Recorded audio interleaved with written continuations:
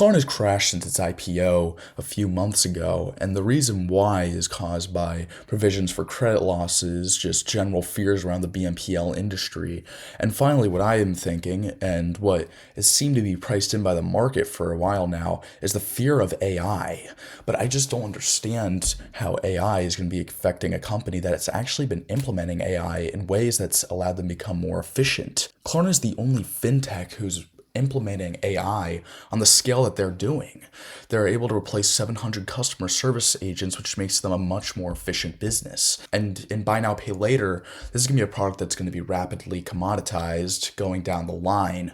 I think that's a clear and easy idea to see. And I am reminded of when Warren Buffett decided to buy Geico because they were having an operational efficiency that other insurers just did not have. Other insurers were relying on agents, and the problem with agents is that while you get a closer connection with your consumer, the problem is that you're actually having to pay more just to pay that agent, right? So then it actually makes you have to pay more for the service. And in a game that's becoming increasingly commoditized, the person is just going to want to pay the lowest price. And while people aren't actually going to be affected too much because usually all buy now pay later services are exactly the same, they offer the same thing for the same rates and the same fees for the consumers, 0% interest. The merchants, it's a much different story. And Klarna is actually seeing these lower take rates than the other buy now pay later providers. Other buy now pay later are actually sitting around 5% on their take rate. But because Klarna has these agreements with larger businesses, it just means that it's really hard for them to have a high take rate.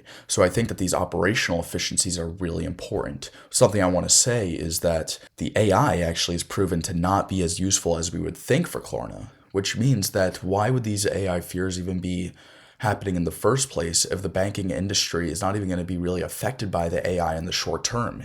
And if it is going to be good in the long term, if AI is going to have a lot of strength in the long term, then wouldn't that mean that Klarna benefits from this?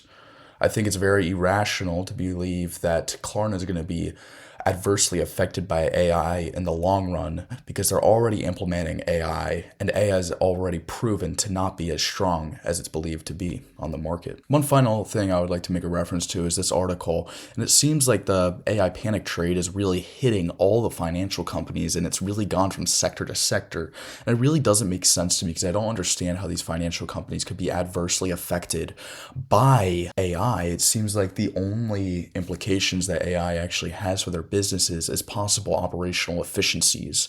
And I don't get how AI would be able to affect these companies in ways that would destroy them in the long run. AI is not going to be able to provide you a loan like Klarna does. The only implications I find with AI is that it can make these businesses more efficient. But I don't know. I'd like to hear any other ideas of what AI might be able to do into the future. But right now, I just see it as something that would make these banking stocks, financial stocks, insurance stocks more efficient rather than actually destroying their businesses in any way.